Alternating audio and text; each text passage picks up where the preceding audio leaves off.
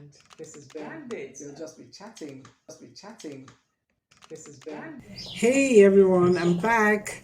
This is Julia Okujax, and this is yet another episode of Bandit. I had promised you last week and the week before that I'll get to the Adidas story, but let me start by asking you, do you recognize this?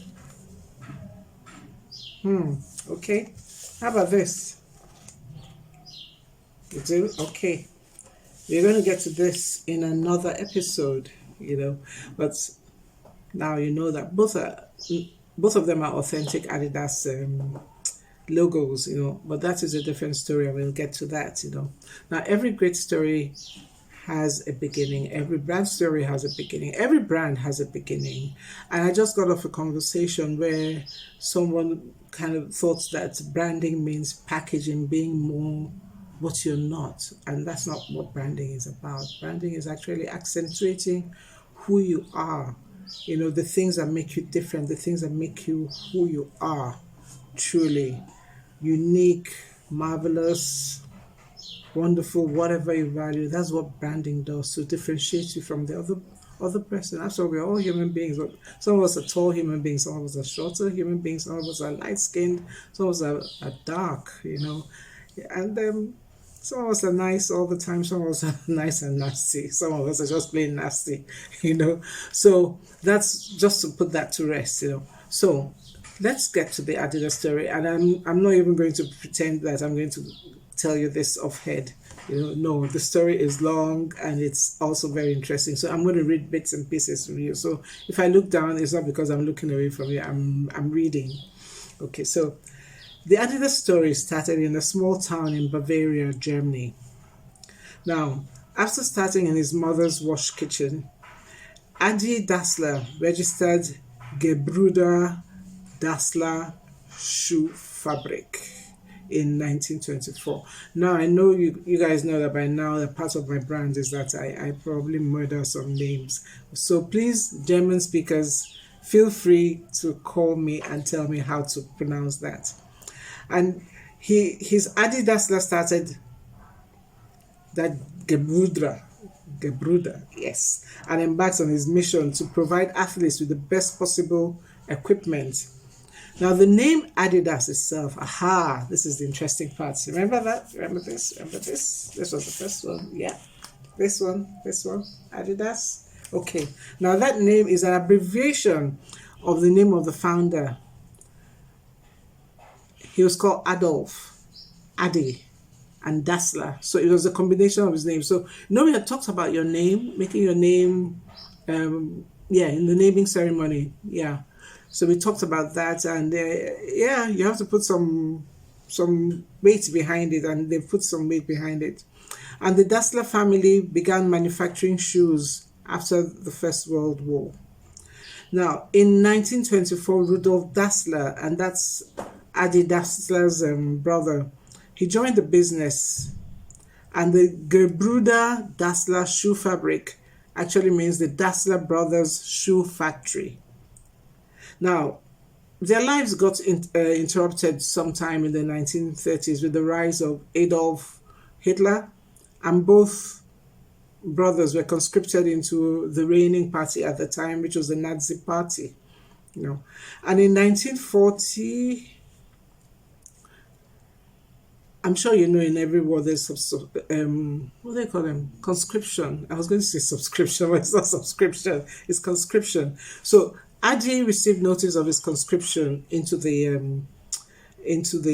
war effort, into the army. And although he reported in December of that year to receive training as a radio technician, he was relieved of his duty in February of the following year, 1941, because his services were seen to be essential.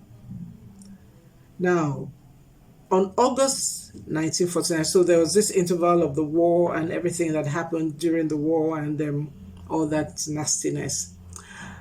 On August 18th, 1949, Adi Dassler started his business all over again at the age of 49.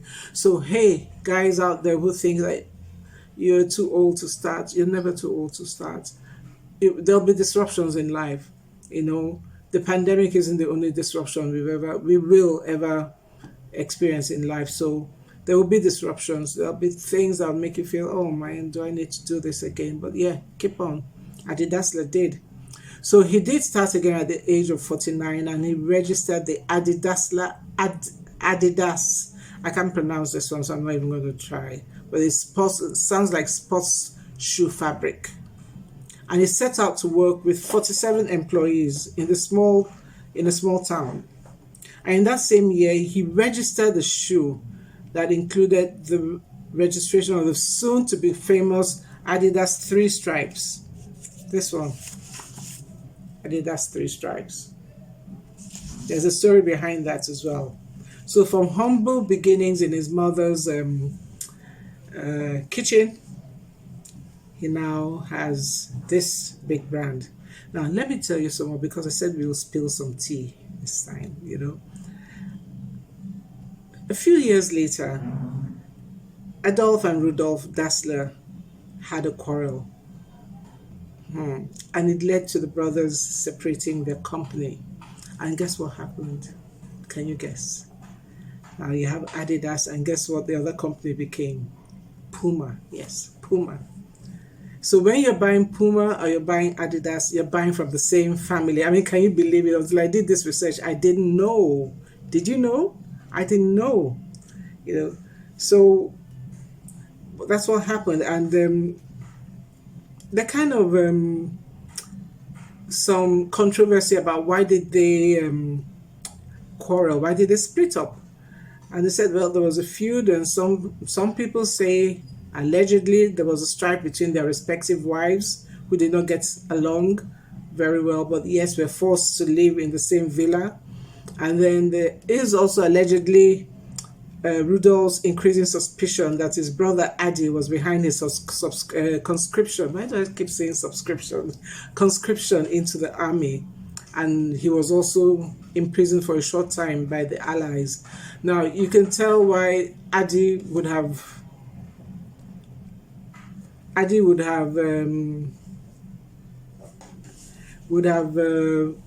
shortened his name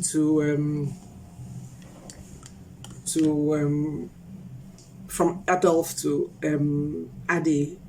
That name Adolf up till now does not ring a very sweet sound, in the minds of people, But he went on, called himself Adi, and he continued.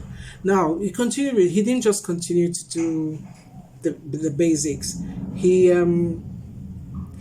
Innovation is an integral part of what Adidas stands for. They don't just do shoes, they do shoes and they use technology. I mean, Adidas started with a lightweight cleats, for lightweight football boots, and it helped rewrite history, So allegedly, they said when the German national team faced the unbeatable Hungarians in the 1954 football World Cup final, they won much more than a trophy. That win helped make Adidas a household name on football pitches everywhere. So they made footwear for football. They made footwear, allegedly also made footwear for